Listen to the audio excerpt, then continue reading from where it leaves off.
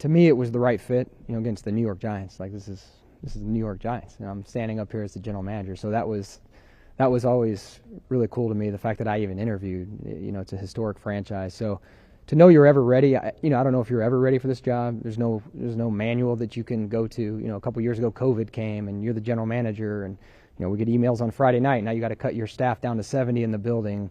Again, there's no manual. You got to be able to problem solve. It's not just sitting in an office scouting.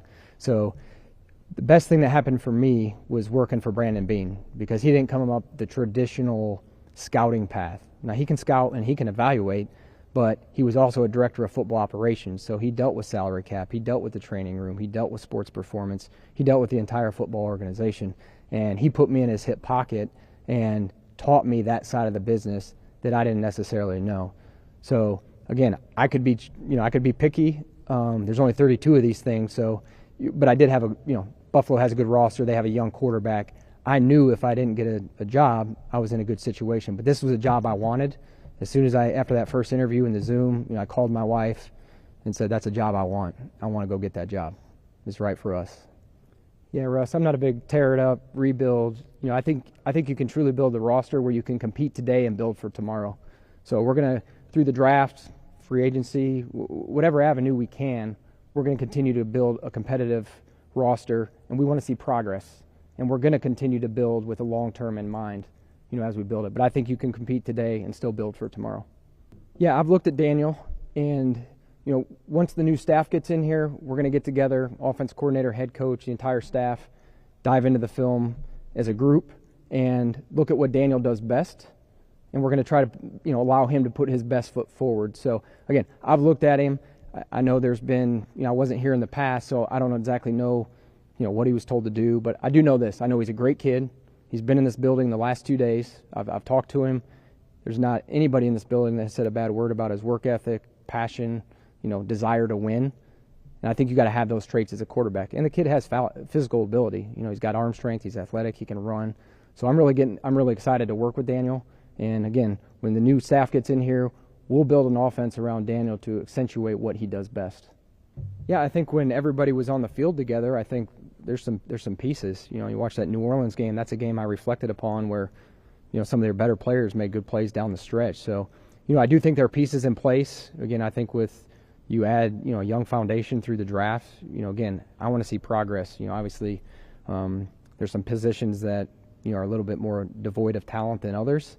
So again, we're going to look to add talent across the board, and again, just to see progress and put a competitive, team on the field next year is very important.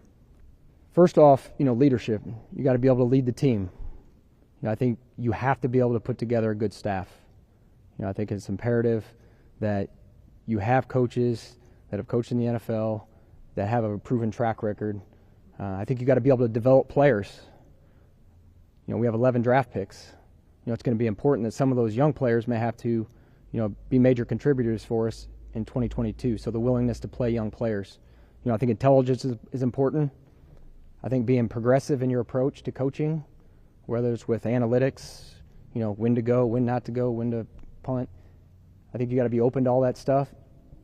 You got to be open to sports performance, strength and conditioning. You got to listen to the experts in their fields. And those are, some of the major qualities that I'm looking for, as we move forward. Yeah, all of our candidates bring, a different skill set to the table. So I'm not concerned if they've been a head coach before or if they haven't.